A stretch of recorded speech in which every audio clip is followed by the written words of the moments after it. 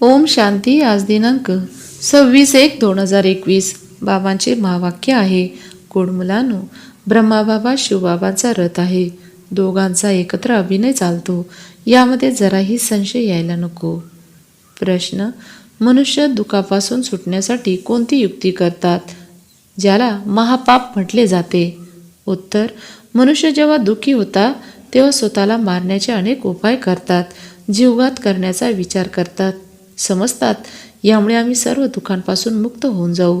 परंतु यासारखे महापाप दुसरे कोणतेही नाही. आणखीनच दुःखामध्ये फसतात, कारण की ही अपार दुःखाची दुनिया आहे. ओम शांती. मुले बाबांना विचारत आहेत, आत्मा परमात्म्याला विचारत आहे, आम्ही परमपिता परमात्म्याच्या समोर बसलो आहोत, हे तर तुम्ही जाणत आहात.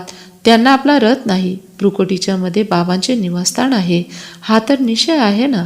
बाबा स्वतः म्हणतात, मी यांच्या भ्रुकुटीमध्ये बसतो. यांचे शरीर कर्जाऊ घेतले आहे, आत्मा भ्रुकुटीच्या मध्ये आहे आणि बाबा तिथेही बसतात. ब्रह्मा आहे तर शिवबाबाही आहेत. ब्रह्मा नसेल तर शिवबाबा बोलणार कसे? शिवबाबांची सदैव वरती आठवण करतात. आता तुम्हा मुलांना माहीत आहे, आम्ही येथे बाबांच्या जवळ बसलो आहोत. शिवबाबा वरती आहेत असे नाही, त्यांच्या प्रतिमेची पूजा केली जाते. या खूप समजण्याच्या गोष्टी आहेत. तुम्ही जाणत आहात, बाबा ज्ञानाचे सागर आहेत. ज्ञान कुठून ऐकवतात, काय वरून ऐकवतात? इथे खाली आला आहे, ब्रह्माच्या मुखाद्वारे ऐकवत आहे. काही जण आम्ही ब्रह्माला मानत नाही असे म्हणतात, परंतु शिवबाबा ब्रह्मा मुखाद्वारे स्वतः म्हणतात की माझी आठवण करा. ही समजण्याची गोष्ट आहे ना. परंतु माया खूप जबरदस्त आहे, एकदमच तोंड फिरवून पाठीमागे ढकलून देते. आता तुमचे तोंड शिवबाबांनी समोर फिरवले आहे, समोर बसवले आहे, तरीही ब्रह्मा तर काहीच नाही असे ते समजतात. त्यांची गती काय होईल? दुर्गतीला प्राप्त करतात. ज्ञान काहीही नाही. मनुष्य ओ गॉडफादर असे बोलवतात, तर मग तो गॉडफादर ऐकतो का? त्यांना बोलवतात ना, मुक्तिदाता या, की तिथेच बसून मुक्ती करतील? कल्पकल्प पुरुषोत्तम संगम युगावरच बाबा येतात. ज्यांच्यामध्ये येतात त्यांना जर काढून टाकले तर काय म्हणायचे? नंबर 1, तमोप्रधान. निश्चय असून ही माया एकदम तोंड फिरवते. तिच्यामध्ये एवढे बळ आहे जे एकदम कवडी तुल्य बनवते. असे सुद्धा कोणत्या ना कोणत्या सेंटरवर आहेत. म्हणूनच बाबा म्हणतात, खबरदार राहायचे आहे. भले ऐकलेल्या गोष्टी इतरांनाही ऐकवत राहतात, परंतु जसे काही पंडितासारखे होऊन जाते. ज्याप्रमाणे बाबा पंडिताची गोष्ट सांगतात ना, त्याने सांगितले राम राम म्हटल्याने सागर पार होऊन जाल, ही सुद्धा एक गोष्ट बनवली आहे. तुम्ही यावेळी बाबांच्या आठवणीमुळे विषय सागरामधून क्षीरसागरामध्ये जात आहात ना. त्यांनी भक्ती मार्गामध्ये खूप साऱ्या कथा बनवल्या आहेत. अशा गोष्टी तयार होत नाही, ही एक गोष्ट बनवली आहे.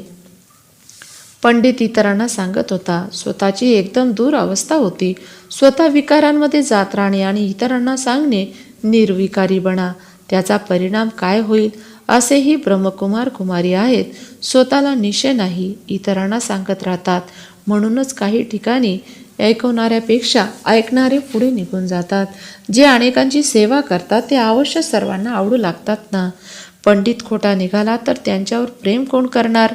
नंतर जो प्रत्यक्षामध्ये आठवण करतो त्याच्यावर प्रेम केले जाईल. चांगल्या चांगल्या महारथींनाही माया गिळून टाकते. खूप जणांना गिळून टाकले. बाबा समजवतात, अजून कर्मातीत अवस्था झाली नाही, पूर्ण संबंध आहे. नंतर लढाई पूर्ण झाल्यानंतर बदली होऊन जाल. प्रथम रुद्रमाळ बनते. या गोष्टी इतर कोणी जाणत नाही. तुम्ही समजत आहात, विनाश समोर उभा आहे. आता तुम्ही आहात अल्पसंख्येत, ते आहेत बहुसंख्येत. तुम्ही आहात अल्पसंख्येत, ते आहेत बहुसंख्येत. तर तुमचे कोण ऐकेल? जेव्हा तुमची वृद्धी होईल तेव्हा तुमच्या योगबळाने अनेक जण आकर्षित होऊन येतील. जेवढा तुमचा गंज निघून जाईल तेवढे बळ भरले जाईल. बाबा ज्याने जाणणारा आहे असे नाही. इथे येऊन सर्वांना पाहतात, सर्वांच्या अवस्थेला जाणतात. पिता मुलाच्या अवस्थेला जाणणार नाहीत का? सर्व काही माहीत पडते. यामध्ये अंतर्यामी कोणतीही गोष्ट नाही. आसुरी बोलणे, चालणे, वागणे इत्यादी सर्व प्रसिद्ध होते. तुम्हाला तर देवी देवतांसारखे बनायचे आहे. देवता सर्व गुण संपन्न आहेत ना. आता तुम्हाला असे बनायचे आहे. कुठे ते राक्षस, कुठे देवता? परंतु माया कोणालाही सोडत नाही, नाजूक बनवते, एकदम मारून टाकते. 5 शिड्या आहेत ना, देहाभिमान आल्यानंतरच वरून एकदम खाली घसरतात. घसरला आणि मेला. आजकाल स्वतःला मारण्यासाठी कसले कसले उपाय करतात. 21व्या मजल्यावरून उडी मारतात तर एकदम मरून जातात. नंतर हॉस्पिटलमध्ये पडून राहावे, दुःख भोगत राहावे, असे व्हायला नको. 5व्या मजल्यावरून पडला आणि मेला नाही तर किती दुःख भोगत राहतात. काही जण स्वतःला पेटवतात. जर कोणी त्यांना वाचवले तर त्यांना किती दुःख सहन करावे लागते. जळून गेले तर आत्मा पळून जाईल ना, म्हणून जीवघात करतात, शरीराला नष्ट करतात. समजतात शरीर सोडल्याने दुःखापासून मुक्त होऊन जाऊ, परंतु हे सुद्धा महापाप आहे. अजूनच जास्त दुःख भोगावे लागते, कारण की ही अपार दुःखाची दुनिया आहे. तिथे आहे अपार सुख. तुम्ही मेले समजतात आम्ही आता परत जात आहे. दुःखधाममधून सुखधाममध्ये जात आहेत. दुःखधाममधून सुखधाममध्ये जात आहात. आता बाबा जे सुखधामचे मालक बनवत आहे त्याची आठवण करायची आहे. त्यांच्याद्वारे बाबा समजत आहेत. चित्रही आहेत ना, ब्रह्माद्वारे स्वर्गाची स्थापना. तुम्ही म्हणतात बाबा आम्ही अनेक वेळा स्वर्गाचा वारसा घेण्यासाठी आलो आहे. बाबासुद्धा संगमावरच येतात जेव्हा की दुनियेला बदलायचे आहे. तर बाबा म्हणतात मी आलो आहे तुम्हा मुलांना दुःखापासून सोडून सुखाच्या पावन दुनियेमध्ये घेऊन जाण्यासाठी. बोलतात हे पतित पावन या. त्यांना हे थोडे समजते की आम्ही महाकाळाला बोलवत आहे की आम्हाला या दुनियेत घरी घेऊन चला. अवश्य बाबा येतील. आम्ही मेल्यानंतर शांती होईल ना. शांती करत राहतात. शांती तर आहे परमधाममध्ये, परंतु या दुनियेमध्ये शांती कशी होणार जोपर्यंत एवढे भरपूर मनुष्य आहेत. सतयुगामध्ये सुख शांती होती. आता कलियुगामध्ये अनेक धर्म आहेत. ते जेव्हा नष्ट होतील तेव्हा एका धर्माची स्थापना होईल. तेव्हा तर सुख शांती होईल ना. हाहाकार नंतर पुन्हा जय जयकार होईल. पुढे चालून पहा मृत्यूचा बाजार किती गरम होणार आहे.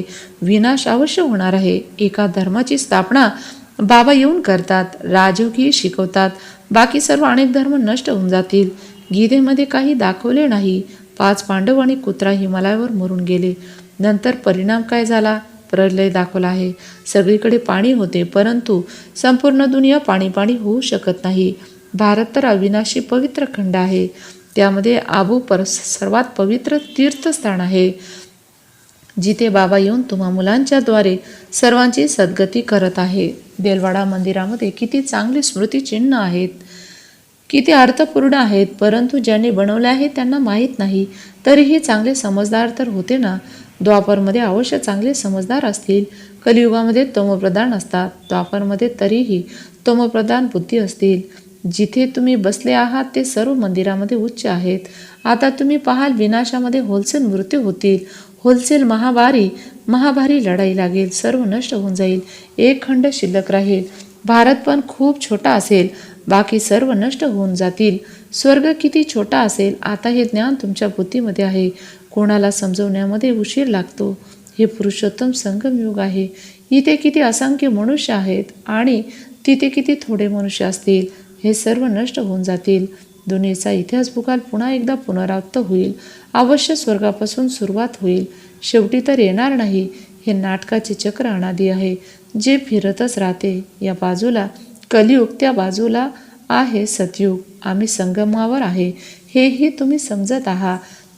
बाबा येतात. बाबांना तर अवश्य आले पाहिजे ना. तर बाबा समजावत आहे. तुम्ही आता घरी जात आहात. नंतर हे लक्ष्मीनारायण बनायचे आहे. तर दैवी गुणही धारण करायचे आहेत. रावण राज्य आणि रामराज्य कशाला म्हणतात हेही तुम्हा मुलांना समजावले जाते. पतितापासून पावन, नंतर पावनपासून पतित कसे बनतात या खेळाचे रहस्य बाबा बसून समजावत आहे. बाबा ज्ञान संपन्न बीजरूप आहेत ना, चैतन्य आहेत. तेच येऊन समजावत आहेत. बाबाच म्हणतील संपूर्ण कल्पवृक्षाचे रहस्य समजावले आहे. यामध्ये काय होते, तुम्ही यामध्ये किती अभिनय केला आहे. अर्धा कल्प आहे दैवी स्वराज्य, अर्धा कल्प आहे असुरी राज्य. चांगली जी मुलं आहेत त्यांच्या बुद्धीमध्ये ज्ञान राहते. बाबा आपसमान बनवत आहेत ना. शिक्षकांमध्येही क्रमवार असतात. काही तर शिक्षक असूनही नंतर बिघडतात. अनेकांना शिकून नंतर स्वतः नष्ट झाले. छोट्या मुलांमध्ये वेगवेगळ्या संस्कारांची असतात ना. काही तर पहा नंबर 1 शैतान, नंतर काही परिस्थांमध्ये जाण्याच्या लायक. काही असे आहेत जे न ज्ञान घेतात ना आपले वागणे सुधारतात, सर्वांना दुःखच देत राहतात. हे सुद्धा शास्त्रामध्ये दाखवले आहे की असुर लपून येऊन बसत आहेत. असुर बनून किती त्रास देतात हे तर सर्व होत राहते. उंच ते उंच बाबांना स्वर्गाची स्थापना करण्यासाठी यावे लागते. मायासुद्धा खूप जबरदस्त आहे. दान देतात तरीही माया बुद्धी फिरवते. अर्ध्यानंतर अवश्य माया खाऊन टाकेल.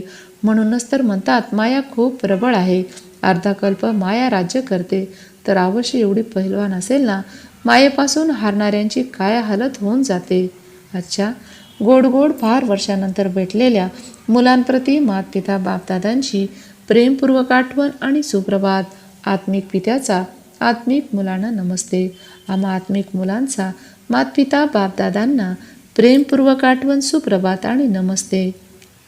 धारणेसाठी मुख्य सारांश. पहिली पॉइंट, कधीही नाजूक बनायचे नाही. दैवी गुण धारण करून आपले वागणे सुधारायचे आहे. 2. बाबांचे प्रेम प्राप्त करण्यासाठी सेवा करायची आहे, परंतु जे दुसऱ्यांना ऐकवतो ते स्वतः धारण करायचे आहे. कर्मातीत अवस्थेमध्ये जाण्याचा पूर्ण पुरुषार्थ करायचा आहे. वरदान, मेहनत आणि महानतेच्या सोबत आत्मीयतेचा अनुभव करणारे शक्तिशाली सेवाधारी भव. मेहनत आणि महानतेच्या सोबत आत्मीयतेचा अनुभव करणारे शक्तिशाली सेवाधारी भव.